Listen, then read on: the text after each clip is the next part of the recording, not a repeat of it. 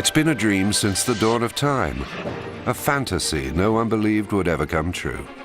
To become more beautiful, stronger, more intelligent, to stretch the limits of mankind. Today, scientific progress is making it possible to transform this dream into a reality. People have wanted to be immortal. People have wanted to have superhuman powers of one sort or another. It's only that at this point, it actually becomes plausible. For the first time in our history, we have the ability radically to modify what our children and grandchildren will look like. We've become the first species to really gain control of our own evolution, not in some distant science fiction future, but right now on our watch. Robotics, artificial intelligence, nanotechnology, genetics. These new technologies promise to make our age-old dream come true, to improve mankind. We want to manipulate, we want to alter. We're learning how to alter ourselves. In the course of trying to improve ourselves, will we make ourselves into monsters? We set out on a voyage to find this man of the future, a hybrid, a genetically modified half-human, half-machine, an almost perfect human.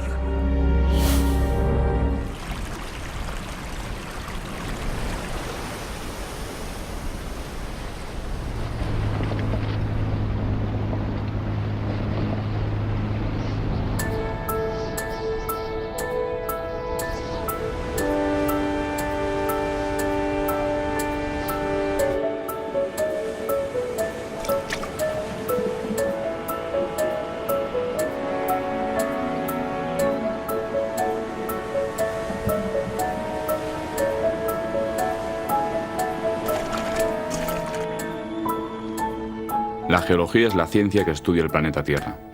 Y nosotros, los geólogos, detectives del pasado en busca de pistas que nos permitan leer e interpretar las páginas de su historia.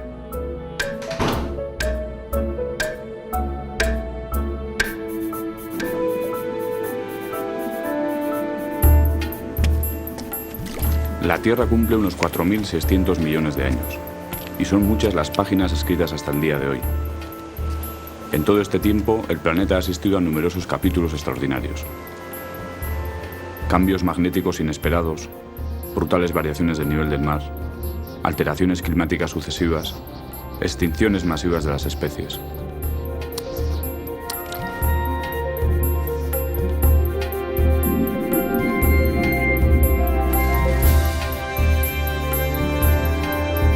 Siguiendo la pista de una sola especie, podemos entender sucesos que han afectado a todo el planeta. En la mayoría de los casos, es la vida y el rastro que estaba dejando la letra escogida para escribir nuestro pasado. Zumaya representa uno de los tomos de esta gran enciclopedia que es la historia de la Tierra. Un libro que abarca 60 millones de años y contiene algunos de los capítulos más importantes en la vida del planeta.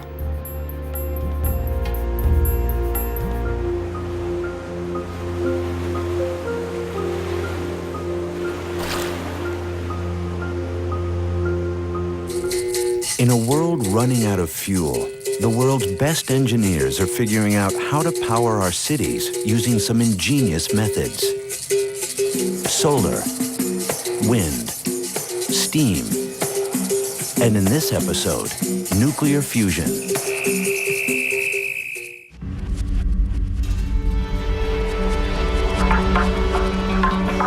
In this lab, scientists are playing God, trying to create another sun. Yeah, it's a passion that's just taken hold of me. I can't explain why.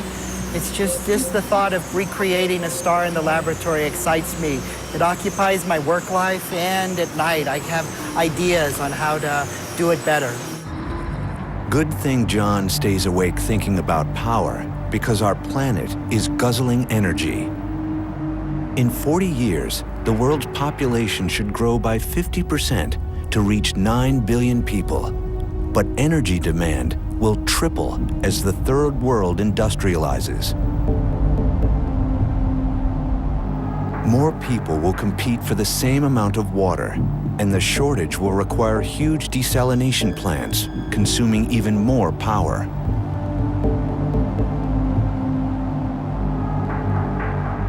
We have to do something different. We know that. We know consumption in Western countries is much higher than it is in the developing world, by factors of 100 in some cases.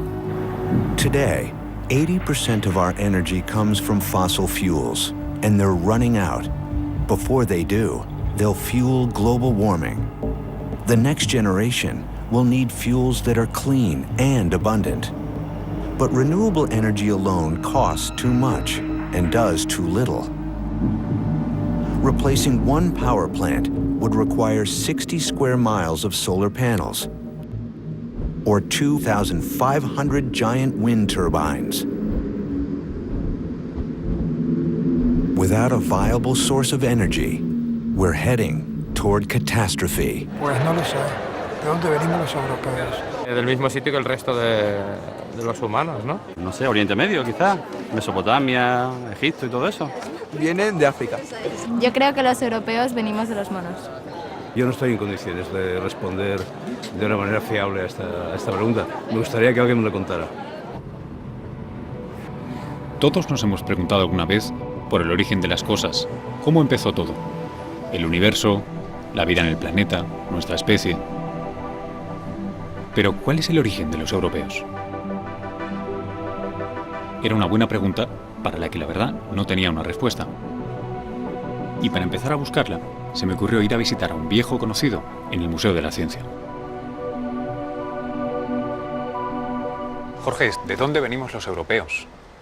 Bueno, esto es una pregunta que lo primero que tenemos que hacer antes de contestar es deshacer la pregunta, porque europeo se supone que te refieres a un ser humano, pero bueno, no está clara la frontera, o por lo menos no es una frontera nítida, entre lo que es un humano, lo que es un homínido, lo que es un género homo.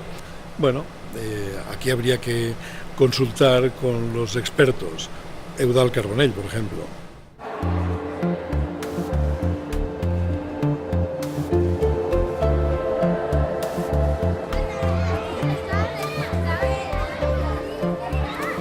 Arqueólogo y geólogo, codirector del equipo de Atapuerca y descubridor del primer europeo. Seguro que Eudald Carbonell tenía la respuesta que estaba buscando.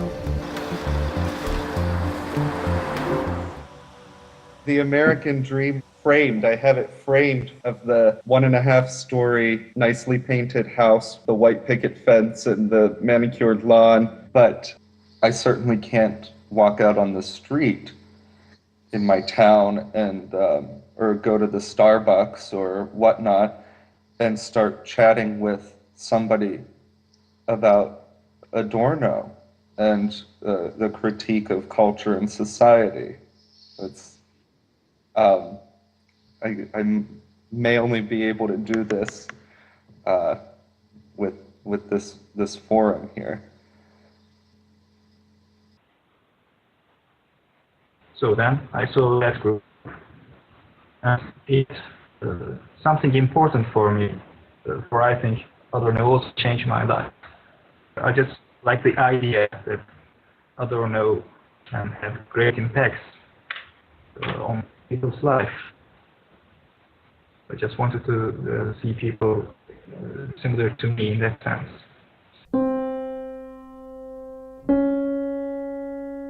It was like winning a lottery.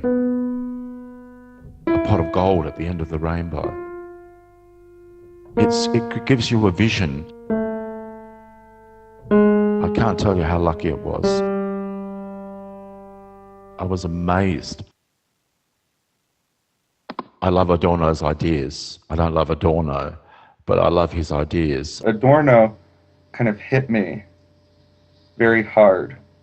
How do you describe this? It's like climbing Mount Everest or something and standing on the peak and you just can see forever. When I read Adorno, I always have this sense of, I've thought this, I felt this. I really did feel as if I'd found a treasure trove. It's kind of like swallowing a stick of dynamite. By 2016, a city will start to sprout from this desert, to house some 45,000 people and employ another 40,000.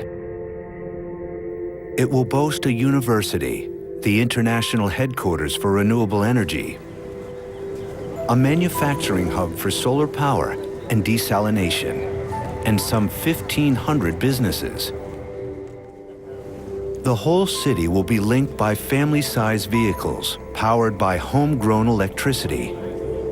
Known as the Personal Rapid Transit System, this city will be called Masdar, Arabic for the source, and the source of the city is an unlikely place. Abu Dhabi is the largest of the United Arab Emirates. In the 1950s, it was a small desert kingdom, but the oil boom transformed Abu Dhabi into a city-state metropolis. The kingdom is believed to sit atop 8% of the world's known oil reserves. But cheap, abundant oil has also made its citizens some of the most polluting on Earth. Inexpensive energy means year-round air conditioning, big cars, and energy-guzzling desalination. Per capita, Abu Dhabi has one of the world's highest GDPs and one of the world's biggest carbon footprints. The rulers of this oil kingdom have taken steps to soften that footprint. The UAE was the first OPEC producer to pass a law to reduce gas flaring. In 2006, Abu Dhabi itself went even further. It drafted a blueprint for a green city. It's a very special polar adventure indeed, which leads the Esperanza to sail on this 6.5 million square mile ocean, half of which is nothing but ice throughout the year. For 7 weeks, the Arctic Ocean is going to be a laboratory for 35 scientists, who have come to observe the impact of a phenomenon which has only very recently started to be observed, the acidification of the ocean.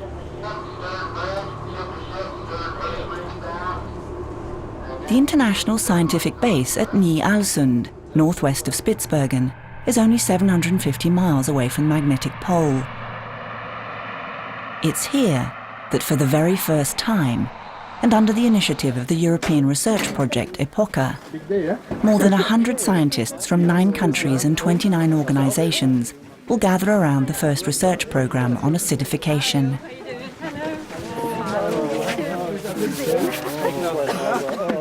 Jean-Pierre Gattuso from the French Oceanic Laboratory of Villefranche-sur-Mer is the coordinator of the project.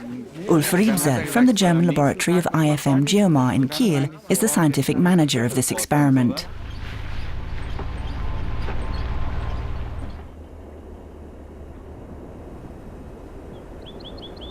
C'est un challenge pour la science parce qu'on est les premiers en fait à travailler sur l'impact de l'acidification dans les eaux froides et dans des milieux extrêmes comme ici. L'acidification des océans en fait est un processus que l'on connaît depuis longtemps.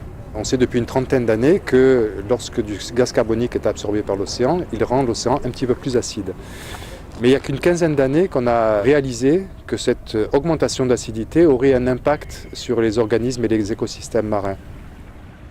Carbon dioxide produced by humans is modifying the chemistry of the deep sea, even in this remote and icy universe.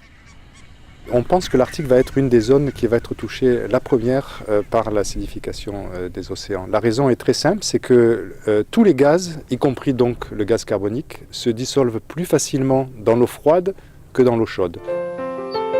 En 1981, el doctor Alberto Tinaut describió una nueva especie de hormiga en Sierra Nevada, Rosomyrmex minucae. Esta especie pertenece a un grupo muy raro de hormigas, con solo otras 3 especies conocidas, todas ellas en las estepas de Asia. La especie española se encuentra en alta montaña, aunque en realidad el hábitat es muy parecido al de sus parientes esteparias. Uno de los aspectos más curiosos de estas hormigas es el modo en que se desplazan.